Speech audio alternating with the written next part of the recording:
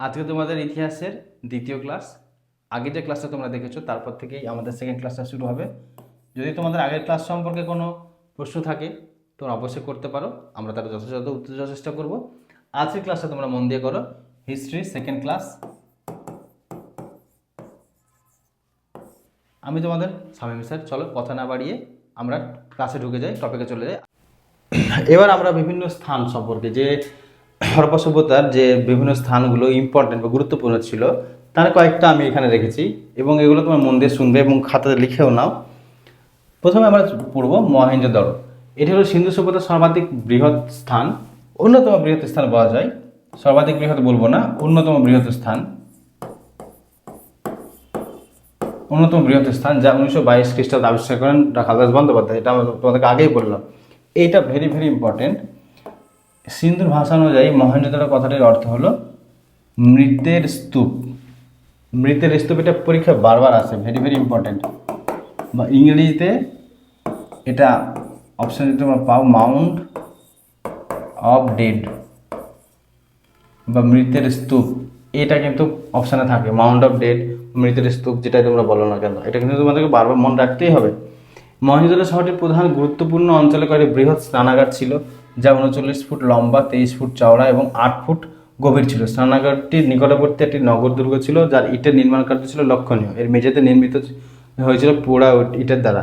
এইটা পড়ে পরীক্ষা, এইটা প্রশ্নটা কেমনভাবে পড়ে যে বৃহৎ যে স্নানাগার, সেই বৃহৎ স্নানাগারটি কোথায় অবস্থিত? বৃহৎ স্নানাগারটি অবস্থিত মহেঞ্জোদারোতে। এবং এটা যে এটাও বলে যে কতটা কি ছিল। এটা ছিল 39 ফুট লম্বা, 23 ফুট চওড়া এবং 8 ফুট এটা ছিল গভীর। তাহলে এটা আমাদেরকে কিন্তু মনে রাখতে হবে। এটা মনে রাখতে হবে যে কী অর্থটা কি বোঝায় এবং স্নানাগারটি কোথায় অবস্থিত। কোথায় অবস্থিত? মহেঞ্জোদারোতে। তোমরা এই যে প্রশ্নগুলো দেখছো বা এই যে টপিকগুলো দেখছো, এগুলো কিন্তু প্রশ্ন তোমাদেরকে আমি বারবার বলছি। এই শহরটির অন্যান্য অট্টালিকা সমূহের পাশাপাশি ছিল একটি আয়তাকার সভাঘর, তৎসহ আরও একটি আয়তাকার অবিরত অট্টালিকা, যা মূলত সেবা কার্য পরিচালনার ক্ষেত্রে ব্যবহার করা হতো।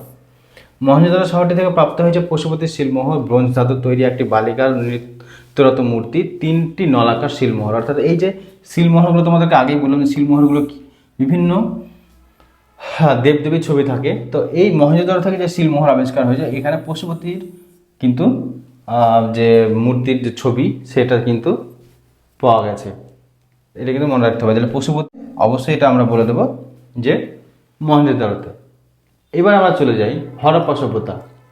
পাকিস্তানের পাঞ্জাবে অবস্থিত, মানে বর্তমান যে পাকিস্তানের পাঞ্জাব, আমাদের যখন দেশভাগ হয় তখন পাঞ্জাব, আমাদের যখন বাংলাটা দুভাগে ভাগ হয়েছে, একটা বাংলাদেশ হয়েছে, তখন তো পূর্ব পাকিস্তান ছিল আর আমাদের পশ্চিম বাংলা ছিল, সেরকম পাঞ্জাবটাও দুভাগে ভাগ হয়েছে। কিছুটা পাঞ্জাব আমাদের দিকে আছে, কিছুটা পাঞ্জাব পাকিস্তানের দিকে পড়ে গেছে।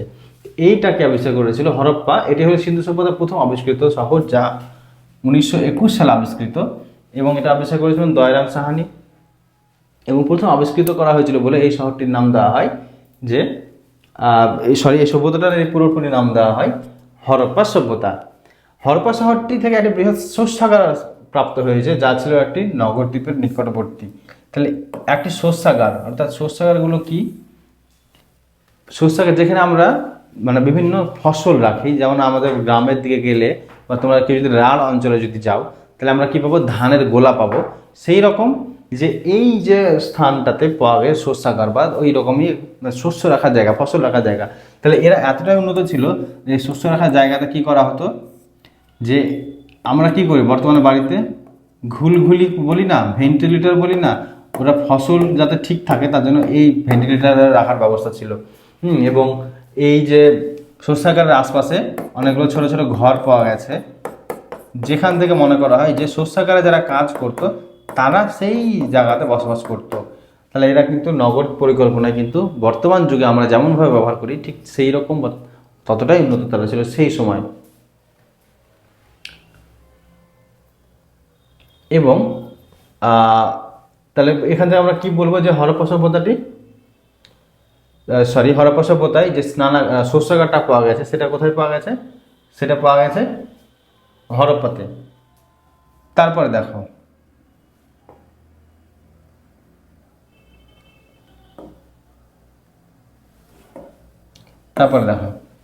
হরপ্পা শহরটির অবস্থান লক্ষ্য করে কিছু কিছু ঐতিহাসিক মন্তব্য করেছেন যে এটি ছিল শহরের প্রবেশদ্বার। এই শহর থেকে প্রাপ্ত হয়েছে একাধিক কুমারী দেবী সিলমোহর। তোমাদেরকে আগে বললাম সিলমোহর খুবই গুরুত্বপূর্ণ জিনিস। কাঠের পাত্রে গম, জব, তামার কেটলি, আয়না, নগ্ন পুরুষ, নারীর নৃত্যরত মূর্তি, পাথর। এই যে নারীর নৃত্যরত মূর্তির পাথর, এটা পরীক্ষাতে পড়ে যে নৃত্যরত নারী মূর্তি বা কোথায় পাওয়া গেছে, তখন আমরা এটা উত্তরটা করে দেবো কোথায়, যে হরপ্পাতে। কোথায় পাওয়া গেছে? হরপ্পাতে। এটা তোমাদের কিন্তু মনে রাখতে হবে। সিন্ধু সভ্যতার সর্বাধুনিক শহরটি হচ্ছে ধোলাভিরা। তোমরা হেডিং দেখতে পাচ্ছ ধোলাভিরা। এটা কোথায় অবস্থিত? গুজরাট। ধোলাভিরা সিন্ধু সভ্যতার একটা সর্বাধুনিক শহর। কেন? তার বৈশিষ্ট্য তোমরা যখন দেখবে তখন বুঝতে পারবে। ভারতবর্ষের সর্ববৃহৎ শহরের সংখ্যা একটি বা দুটি, যার মধ্যে ধোলাভিরা অন্যতম। তাছাড়া এই সভ্যতার অন্য শহরটি হলো হরিয়ানার রাখিগারহি। তাহলে এটা আমরা মনে রাখবো যে যে রাখিগারহি,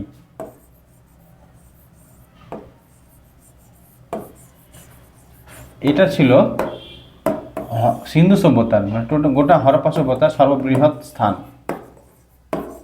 হরপ্পার বৃহৎ মানে হরপ্পা সভ্যতার মধ্যে সব থেকে যে বড় যে শহর ছিল, সব থেকে বড় যে স্থান, সেটা কিন্তু এই রাখিগারহি। আর যদি সব থেকে ছোট জায়গা, আলদিনো বা আল্লাদিনো বা আলদিনো, এটা ছিল সবচেয়ে ছোট।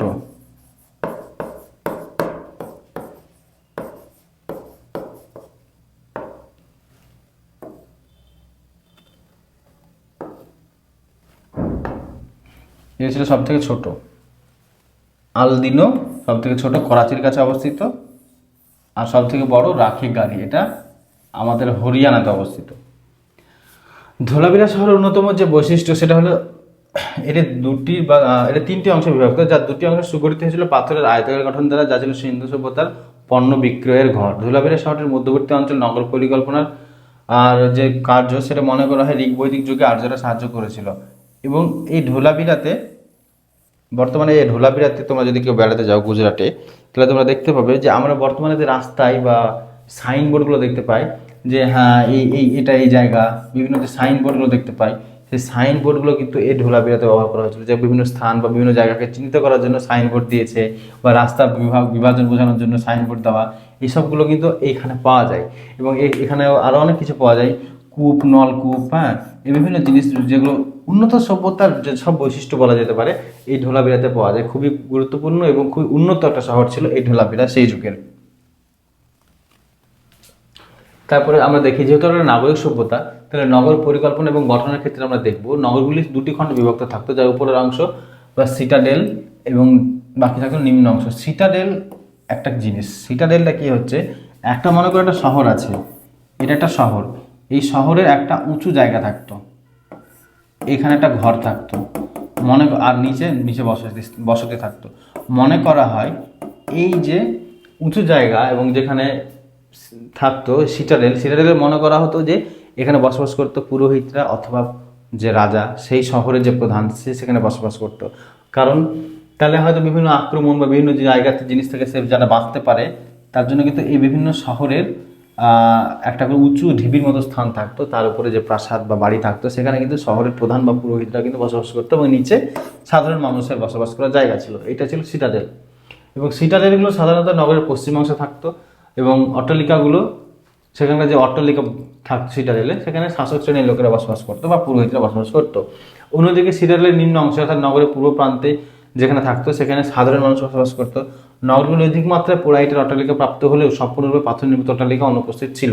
অর্থাৎ সেই সময় আমরা বর্তমানে কি ব্যবহার করি, ইট দিয়ে বাড়ি তৈরি করি এবং ইটের বাড়িতে পোড়াইট, তখনও কিন্তু পোড়াইটের বাড়ি ব্যবহার করা হতো, মানে পোড়াইট দিয়ে তৈরি করা হতো। অর্থাৎ এতদিন পূর্বে বুঝতে পারছো যে কতটা উন্নত তারা ছিল। তারপরে ভূগর্ভস্থ পয়ঃপ্রাণী ব্যবস্থায় নগরের সমস্ত অট্টালিকার সমূহের নালাগুলি বড় বড় রাস্তার নর্দমায় পতিত হতো। নর্দমাগুলিকে ইট বা পাথরের ঢাকনা দিয়ে চাপা দেওয়া থাকতো। তৎসহ সজ্জিত ম্যানহোল ব্যবস্থার উপস্থিতি লক্ষণীয় ছিল। নর্দমাগুলিতে চুন দেওয়া হতো, তাই বলা যায় সিন্ধুবাসীরা ছিল স্বাস্থ্য সচেতন। তাহলে এই যে পয়েন্টটা আছে না, এই পয়েন্টটা তোমরা যদি ভালো করে লক্ষ্য করো তাহলে বুঝতে পারবে যে একটা শহর কতটা উন্নত ছিল।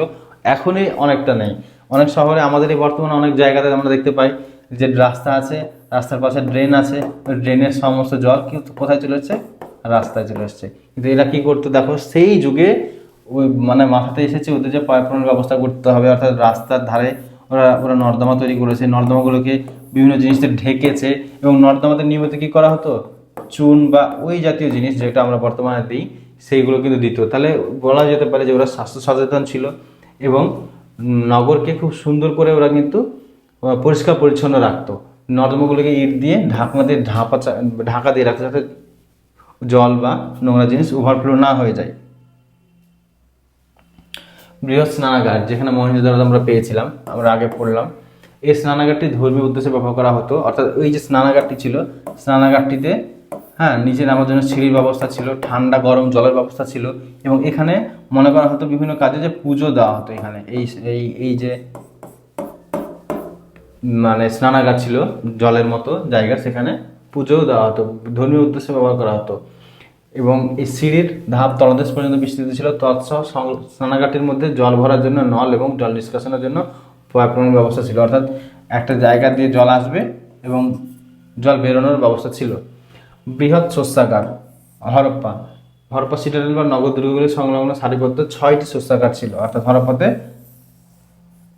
কি থাকতো, শস্যাগার ছিল। তোমাদেরকে আগে আমি বললাম যে আমরা বর্তমানে যেসব গোলা বা জিনিসগুলো দেখতে পাই, সেই সব জায়গাগুলো মানে শস্য রাখার জন্য যেসব জিনিসগুলো বর্তমানে তো গোলা, বা এখন আমরা একটা জিনিস দেখতে পাই কোল্ড স্টোরেজ, হিমঘর দেখতে পাই, সেই রকম ব্যবস্থা ছিল।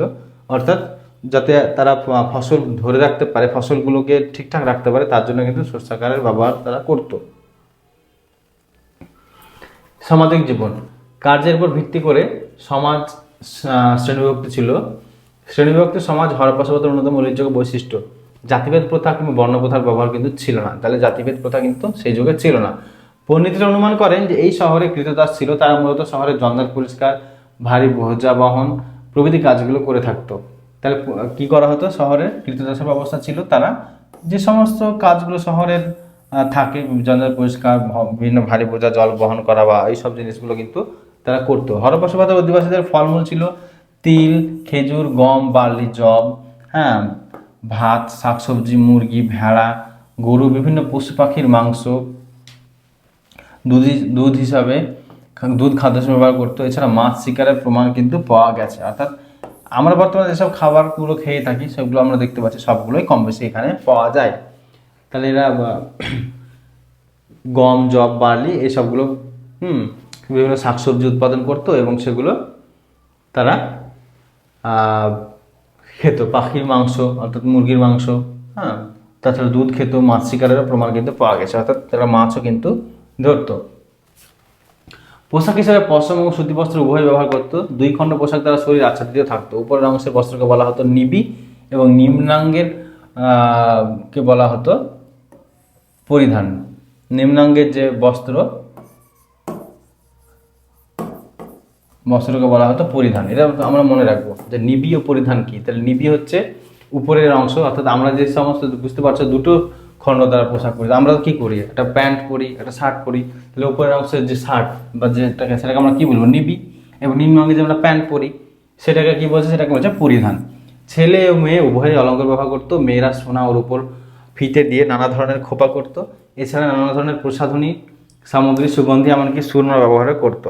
অর্থাৎ ছেলে মেয়ে উভয়ই কিন্তু অলঙ্কার ব্যবহার করতো, এবং মেয়েরা সোনার উপর ফিতে দিয়ে নানা ধরনের খোপা তৈরি করতো।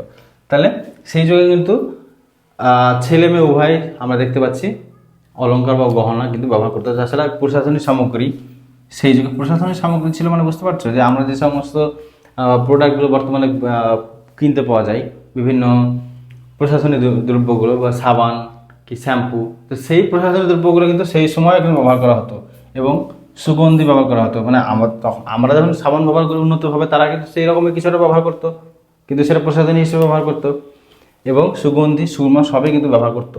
গৃহপালিত জন্তুর মধ্যে গরু, মোষ, ভেড়া, ছাগল, উট ছিল উল্লেখযোগ্য। তাহলে আমরা দেখলাম এদের সামাজিক জীবনের মধ্যে আমরা দেখতে পাচ্ছি যে বিভিন্ন প্রাণী অর্থাৎ পশু, গরু, মোষ, ভেড়া, ছাগল, উট সবই তারা কিন্তু গৃহপালিত পশুর মধ্যে ছিল। এবং এটা তোমরা মনে রাখবে যে উপরের যে পোশাক তাকে বলছে নিবি এবং নিম্নের পোশাকটাকে বলা হচ্ছে পরিধান। আমরা অলমোস্ট শেষের দিকেই চলে এসেছি। সামাজিক জীবন, তাম্রপ্রস্তর যুগের এই মানুষেরা তামা, ব্রোঞ্জ ও পাথরের তৈরি কুঠার, তীর, ধনুক, বর্শা প্রভৃতি অস্ত্র ব্যবহার করত। তবে আত্মরক্ষামূলক কোনো অস্ত্র যেমন ঢাল বা শিরস্ত্রাণ এর কোনো সন্ধান পাওয়া যায়নি। ঢাল মানে কি? তরোয়াল, একটা হাতে তরোয়াল থাকে, হাতে ডানাতে মনে করো তলোয়ার আছে, আর ঢাল এইরকম একটা বড় একটা জিনিস, এরকম নিজেকে কি করা হতো, এই তলোয়ার দিয়ে মারা হতো, আর আত্মরক্ষা করার জন্য ঢাল ব্যবহার করা হতো। এবং শিরস্ত্রাণ কি? তোমরা যদি বিভিন্ন মিউজিয়ামে গিয়ে থাকো, প্যালেস মিউজিয়াম, প্যালেস জাতীয়, তাহলে সেখানে আমরা দেখতে পাবো যে মাথায় লোহার টুপি, দেহতে এরকম মানে শেকল জাতীয় জিনিস বা ওই রকম দিয়ে আবৃত, যাতে কেউ যদি দেহতে মারে, বডিতে যদি তলোয়ার দিয়ে মারে, তাহলে কিন্তু সেই জিনিসগুলোতে লাগবে, নিজেকে লাগবে না। অর্থাৎ এইগুলো হচ্ছে শিরস্ত্রাণ। তোমরা যদি কেউ হাজারদুয়ারি প্যালেসে গিয়ে থাকো তাহলে এই শিরস্ত্রাণটা দেখতে পাবে। হরপ্পা সভ্যতার মানুষদের অবসর বিনোদনের মূল উপায় ছিল পাশা খেলা, রথ চালনা, ষাঁড়ের লড়াই, শিকার, নৃত্যগীতি প্রভৃতি। জুয়া খেলা ছিল খুব জনপ্রিয়। অর্থাৎ তারা কিন্তু সেই যুগে খেলাধুলাও কিন্তু করতো। রথ চালনা, ষাঁড়ের লড়াই, শিকার, নৃত্যগীতি সবই কিন্তু ছিল। অর্থাৎ খুব উন্নত। বর্তমান শহরে যেসব যা হয়, রথ চালনা বলো কি পাশা খেলা, শিকার করা, নৃত্যগীতি, শিকার বর্তমানে বন্ধ, ষাঁড়ের লড়াই, সবই কিন্তু ছিল সেই যুগে। সিন্ধু সভ্যতার মানুষের দাহ করা এবং কবর দেওয়া উভয়েরই কিন্তু প্রমাণ পাওয়া গেছে। দাহ করা হতো এবং কবর দেওয়া হতো। দাহ করা মানে পুড়িয়ে ফেলা বা এবং কবর দেওয়া মানে সমাধি দেওয়া হতো। কুমোরের চাকার সাহায্যে বিভিন্ন মৃৎপাত্র তৈরি করা হতো এই সময়। এগুলি ছিল মূলত উজ্জ্বল কালচে লাল রঙের।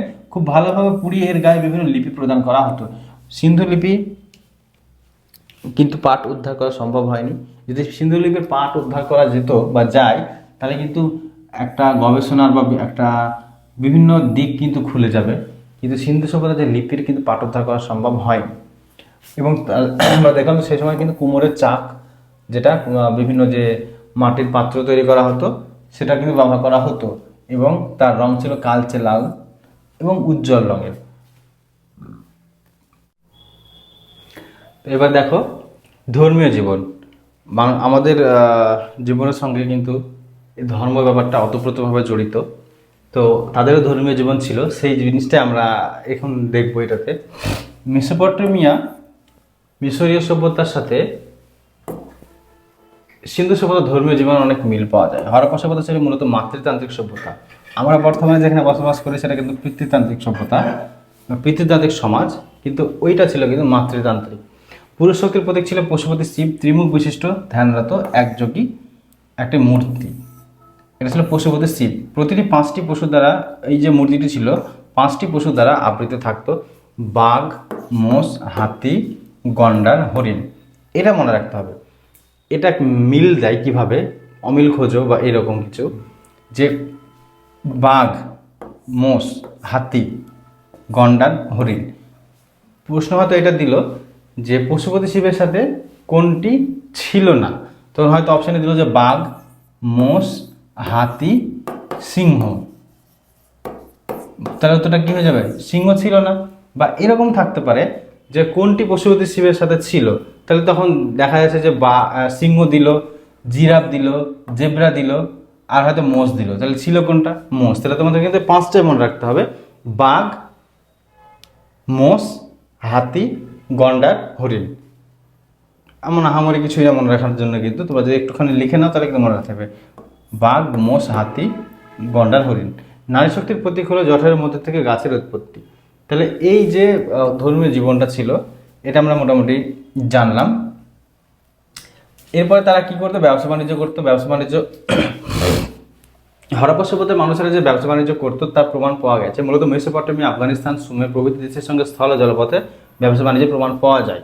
মিশরের সঙ্গে এখানকার অধিবাসীদের ব্যবসা বাণিজ্যের প্রমাণ কিন্তু পাওয়া গেছে। তাহলে এই যে ব্যবসা বাণিজ্য করতো, কোথায় করতো? মেসোপটেমিয়া, আফগানিস্তান, সুমের প্রভৃতি। এই যে মেসোপটেমিয়া বা সুমের, এইসব অঞ্চলে কিন্তু হরপ্পা সভ্যতার যে শিলমোহরগুলো আমরা দেখলাম, তারা যে শিলমোহর ব্যবহার করতো, সেই শিলমোহরগুলো কিন্তু ওই সমস্ত এলাকাতে কিন্তু পাওয়া গেছে। তাহলে এখান থেকে আমরা বুঝতে পারি যে হরপ্পার মানুষ ওখানে যেত, কী করতে যেত, শিলমোহর যেত পাওয়া গেছে মানে কি বাণিজ্য করতে যেত। তাহলে ব্যবসা বাণিজ্যের জন্য কিন্তু তারা কিন্তু দূর দেশে যেত। মূল রপ্তানি দ্রব্য ছিল তুলো, সুতির বস্ত্র, হাতের দাঁতের জিনিসপত্র, এবং আমদানি করা হতো বিভিন্ন ধাতু যেমন সোনা, রূপা, তামা, জেট পাথর, শঙ্খ প্রভৃতি। আর একটা ছিল লাপিস লাজুলি। লাপিস লাজুলি এক ধরনের পাথর, নীল রঙের একটা পাথর। এবং এই যে রপ্তানি দ্রব্য তুলো ছিল, সিন্ধু সভ্যতায় যে তুলোটা পাওয়া যেত তাকে বলা হতো সিন্দন, তাকে সিন্দন বলা হতো। এটা কিন্তু পড়ে পরীক্ষায় যে সিন্দন কি, বা সিন্ধু সভ্যতায় যে তুলোটা তৈরি হতো, উৎপন্ন হতো, সেই তুলোটাকে কি বলা হয়, সেটাকে বলা হতো সিন্দন। এটাও কিন্তু মনে রাখতে হবে। এই যে স্নানাগারটি আমরা আগে দেখেছিলাম, তার একটা নোট আমি আলাদা করে দিয়েছি। হ্যাঁ, সেইখানে এটা তোমরা একটু দেখে নেবে। এর বাইরের আয়তন ছিল 180 গণিত 108 বর্গফুট, এবং ভেতরের আয়তন ছিল 39 গুণ 23 গুণ 8 ঘনফুট, অর্থাৎ এর আয়তনটা ভেতরেরটা। এটাকে মনে রাখতে পরীক্ষায় পড়ে যে দৈর্ঘ্য কত ছিল 180 ফুট আর প্রস্থ 108 ফুট, আর ভেতরের আয়তন ছিল 39 গুণ 23 গুণ 8 ঘনফুট। মানে একটা আয়তন, একটা ঘর হয় না, মনে করো যে একটা ঘর আছে, ঘরটা 10 ফুট দৈর্ঘ্য, 8 ফুট প্রস্থ, আর মনে করো 6 ফুট উচ্চতা, তাহলে আমরা তার ঘন আয়তন পাই যেভাবে, ঠিক সেভাবে একটা আয়তনটা বের করা হয়েছে। রাজস্থানের ঘরঘরা নদীর তীরে, এটা একটু মিস্টেক হয়ে গেছে, রাজস্থানের ঘরঘরা নদীর তীরে মহেঞ্জোদারোর পশ্চিম দিকে কালীবঙ্গার নামক একটি স্থান, 40 ফুট উঁচু ঢিবির উপরে একটি বৃহৎ শৌচাগার কিন্তু পাওয়া গেছে। 169 গুণিত 135 যে বর্গফুট মাপের একটি বৃহৎ শৌচাগার, মানে অনেক বড়। এছাড়া হরপ্পাতে 6টি সারিবদ্ধ শৌচাগার পাওয়া গেছে। দুর্গের বাইরে শৌচাগার তৈরি করা হতো। হরপ্পা সভ্যতার সিলমোহর, যেটা আমি তোমাদেরকে আগে বললাম, সিন্ধু সভ্যতার সিলমোহরগুলি সাধারণত স্লেট পাথর ও নরম পাথর দ্বারা নির্মিত করা হতো। এই পাথরগুলো, এই ইতিহাস জানার ক্ষেত্রে হরপ্পার এই সিলমোহরগুলো গুরুত্বপূর্ণ অনেক। এই সভ্যতার অধিকাংশ শিলমোহরে পশুর ছবি খোদাই করা থাকতো, তাতে অল্প কিছু লিপিও খোদিত থাকতো। এই লিপি কিন্তু উদ্ধার করা সম্ভব হয়নি। সিন্ধু সভ্যতার একাধিক শিলমোহর এক শৃঙ্গ বিশিষ্ট ঘোড়ার চিত্র প্রস্ফুটিত হয়েছে। তাছাড়া মহেঞ্জোদারো থেকে বিখ্যাত ষাঁড়ের চিত্রযুক্ত শিলমোহর পাওয়া গেছে। তোমরা যদি একটা সিনেমা দেখে থাকো, সিনেমাটার নাম সম্ভবত মহেঞ্জোদারো, ঋত্বিক রোশনের, তোমরা কিন্তু সেই সিনেমাটাতে এই এক শৃঙ্গ বিশিষ্ট হচ্ছে ঘোড়ার মতো এই জিনিসটা কিন্তু সিনেমাটাতে দেখতে পাবে। এবং আমি বলবো তোমাদেরকে সিনেমাটা একবার দেখার জন্য রেকমেন্ড করব, যে ওইখানে কিন্তু সিন্ধু সভ্যতার যে অগ্রগতি বা কিভাবে ধ্বংস হলো সেই সমস্ত জিনিসগুলো, তাদের ধর্মীয় জীবন বা সামাজিক নাগরিক জীবন কিন্তু ওই মহেঞ্জোদারো সিনেমাটাতে কিন্তু ফুটে উঠেছে। মানে হরপ্পা সভ্যতা বা সিন্ধু সভ্যতাটাকে নিয়েই ওই সিনেমাটা তৈরি। তো আমি বলবো একবার সিনেমাটা দেখার জন্য সাজেস্ট করবো, নিঃসন্দেহে তোমরা দেখতে পারো। তাহলে তোমরা কিন্তু ওই সিনেমা থেকেও কিন্তু অনেক জ্ঞান তোমরা লাভ করতে পারবে। এইখানে খুব ভেরি ভেরি ইম্পর্টেন্ট কিছু জিনিস আছে, টপিক, সেটা আমরা একটু দেখে নেব, এবং শুধু দেখে নেওয়া নয়, একদম মুখস্থ করে নেব। এখানে বিভিন্ন স্থানের নাম দেওয়া আছে, আবিষ্কার কত সালে হয়েছে, কে আবিষ্কার করেছে, কোথায় অবস্থিত, কি বৈশিষ্ট্য।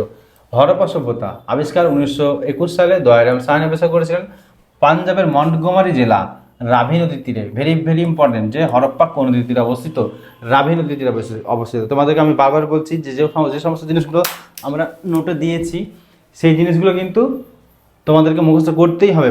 প্রিভিয়াস ইয়ারের প্রশ্ন কিন্তু এগুলো আছে, তোমরা দেখে নিও। এবং এখানে একটা বৃহৎ আয়তন শৌচাগার পাওয়া গেছে। মহেঞ্জোদারো 1922 সালে আবিষ্কার করা হয়েছে, রাখাল দাস ব্যানার্জি আবিষ্কার করেছেন।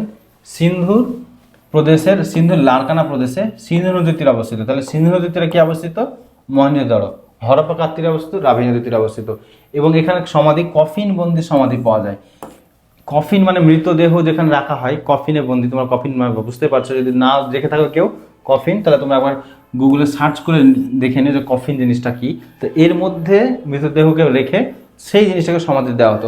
খ্রিস্টিয়ানরা যেভাবে সমাধি দেয় অনেকটা সেই রকম। তারপর কালীবঙ্গান 1953 সালে আবিষ্কার করা হয়েছে, মতান্তর 1955। অমলেন্দু ঘোষ পাঞ্জাবের ঘরঘরা নদীর তীরে, এখানে একটা বৃহৎ স্নানাগার পাওয়া গেছে। লোথাল, এটা 1953 সালে, মতান্তর 1954 সালে। শিকারিপুরা রঙ্গানাথা রাও, মানে যিনি আবিষ্কার করেছেন, গুজরাটের ভগাবর নদীর তীরে অবস্থিত এই লোথাল। এটা কিন্তু ভেরি ভেরি ইম্পর্ট্যান্ট যে লোথাল কোন নদীর তীরে অবস্থিত। ভগাবর বা ভগাভি এইরকম নাম, ভগাবর যদি থাকে তোমরা করে দেবে। এটা হচ্ছে নদীটার নাম যেটা লোথালের তীরে অবস্থিত। এখানে উপরের স্তর থেকে ঘোড়ার অস্তিত্ব পাওয়া, এখানে ঘোড়ার অস্তিত্ব পাওয়া যায়। এবং এটা কিন্তু একটা বন্দর শহর, লোথালটা একটা বন্দর শহর। সিন্ধু নদীতে যারা বাইরে ব্যবসা বাণিজ্য করতে যেত এদের লোথালটা ব্যবহার করতো। ঢোলাভিরা 1991 সালে আবিষ্কার করা হয়েছে।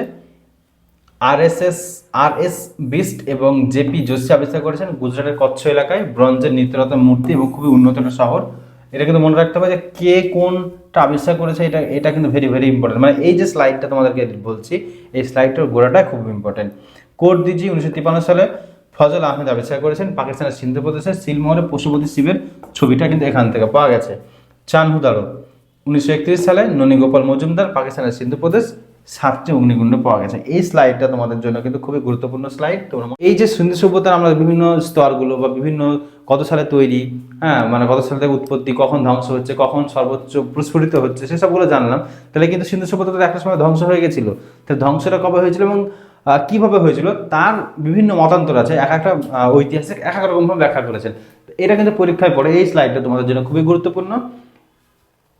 কোন ঐতিহাসিক কি বলেছে, মানে কেন ধ্বংস হয়েছে সেটা কিন্তু পড়ে এবং পরীক্ষাতে পড়ে, সেটা আমি বলছি তোমাদেরকে। গর্ডেন চাইল্ড স্টুয়ার্ট পিগট তিনি বলছেন বহিঃশত্রুর আক্রমণ। H.T. ল্যাম্ব্রিক তিনি বলছেন অশান্ত নদী অর্থাৎ বন্যার প্লাবনে সিন্ধু ডুবে যায়। তোমাদেরকে আগে যে একটা সিনেমার নাম বলে মহেঞ্জোদারোতে, সেখানে কিন্তু এই জিনিসটাই দেখানো হয়েছে। বন্যার প্লাবনে সেখানে একটা বাঁধ দিয়ে দেওয়া হবে, ওই বাঁধটা ভেঙে গিয়ে বন্যার প্লাবনে সিন্ধুটা বা মহেঞ্জোদারো শহরটা পুরো প্লাবিত হয়ে ধ্বংস হয়ে যাবে। তারপরে তারা ওই হরপ্পা থেকে বা সিন্ধু থেকে আস্তে আস্তে গঙ্গার দিকে চলে আসবে, জনগণগুলো জনবসতিটা গঙ্গার দিকে শিফট করবে। এই একটা ব্যাপারটা তোমরা যদি দেখতে চাও খুব ভালোভাবে ওখানে বোঝানো আছে। এই বন্যা প্লাবনটার ধ্বংসের কারণটা ওখানে ব্যবহার করা হয়েছে। কেনেডি তিনি বলেছেন প্রাকৃতিক বিপর্যয়, বিভিন্ন প্রাকৃতিক বিপর্যয় হতে পারে, ভূমিকম্প হতে পারে বা আদার্স কোনো প্রাকৃতিক বিপর্যয়, ঝড় হতে পারে।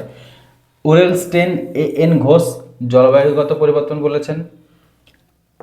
মার্টিমার হুইলার আর্যদের আক্রমণ বা আগমন, দুটোই বলা যেতে পারে। আর্যদের আক্রমণ বা আগমন মানে আর্যরা সেখানে এসে তাদের আক্রমণ করে, তারপরে তারা ধ্বংস হয়ে যায়। বা তারপর থেকে কিন্তু এই যে সিন্ধু সভ্যতার পরবর্তীকালে কিন্তু আমরা দেখবো, এরপরের যে চ্যাপ্টার পড়াবো বৈদিক যুগ, এই বৈদিক যুগে কিন্তু সিন্ধু সভ্যতার পরে কিন্তু তৈরি হচ্ছে। তাহলে এই মার্টিমার হুইলার যিনি বলেছেন এটাও কিন্তু আমরা একটু মনে রাখবো।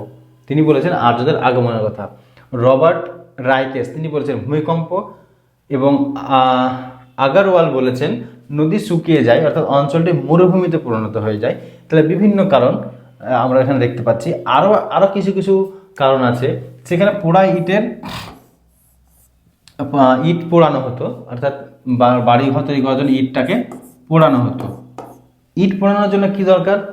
অনেক কাঠ দরকার। সে কাঠ কোথা থেকে আসবে? বন জঙ্গল ধ্বংস করতে হবে। তাহলে অনেক বন জঙ্গল কেটে ফেলার ফলে সেখানে কি হয়, ইটগুলো পোড়ানো হতো। তার ফলে জলবায়ুর পরিবর্তন হয় এবং সেটা ধ্বংস হয়। এটাও একটা মতান্তর আমরা দেখতে পাই। তাহলে এই যে স্লাইডে তোমরা দেখতে পাচ্ছ, এটা কিন্তু পরীক্ষায় পড়ে যে হয়তো বলো যে H. ল্যাম্ব্রিক সিন্ধু সভ্যতা ধ্বংসের কারণ হিসেবে H. ল্যাম্ব্রিক কি ব্যাখ্যা করেছেন। তাহলে হয়তো বললো অপশানে থাকতে বৈদ্যুতিক আক্রমণ, অশান্ত নদী, প্রাকৃতিক বিপর্যয়, জলগত পরিবর্তন। তাহলে আমরা কি করবো উত্তরটা? অশান্ত নদী।